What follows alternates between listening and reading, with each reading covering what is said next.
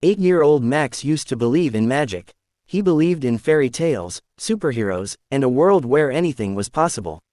But ever since his parents started arguing and his father moved out, Max's world had grown dim.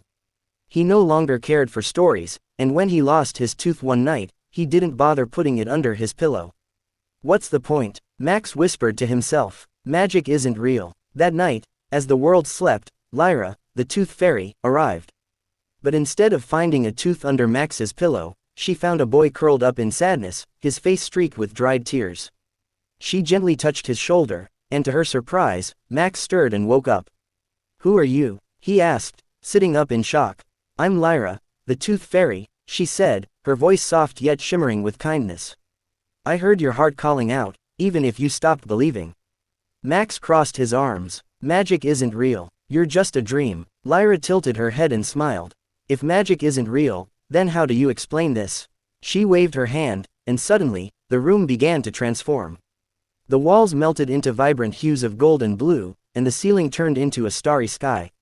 Floating orbs of light danced around them, and Max's worn-out toy chest burst open, its contents coming to life as miniature, glowing figures. Max's eyes widened, but he quickly looked away. "It doesn't matter. Magic won't fix anything." Lyra knelt beside him. "Magic can't fix everything, Max. But it can remind you that there's still wonder in the world. Do you want to see something special?" Before Max could answer, Lyra took his hand, and they flew through the starry ceiling into a breathtaking realm. It was a hidden world filled with waterfalls that flowed with liquid light, trees that sang gentle melodies, and creatures that sparkled like diamonds. "Where are we?" Max asked, his voice trembling. "This is where magic lives," Lyra said. "It's the same magic that exists in you.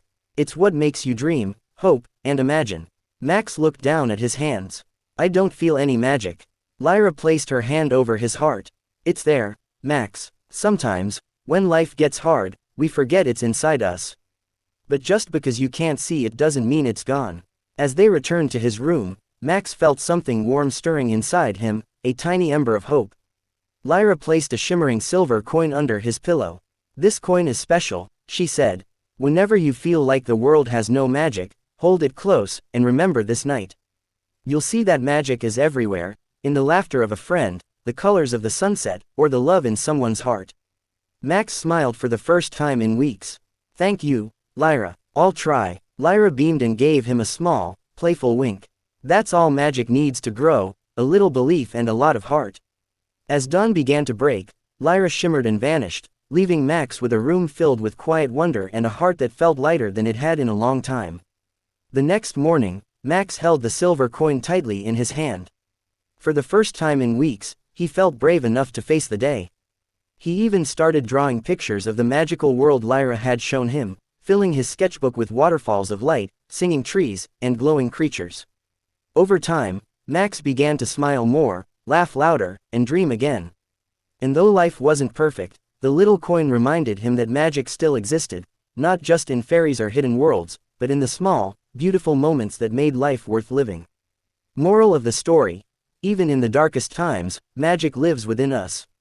It's found in the smallest acts of kindness, hope, and belief. Sometimes, we just need a little reminder to see it again.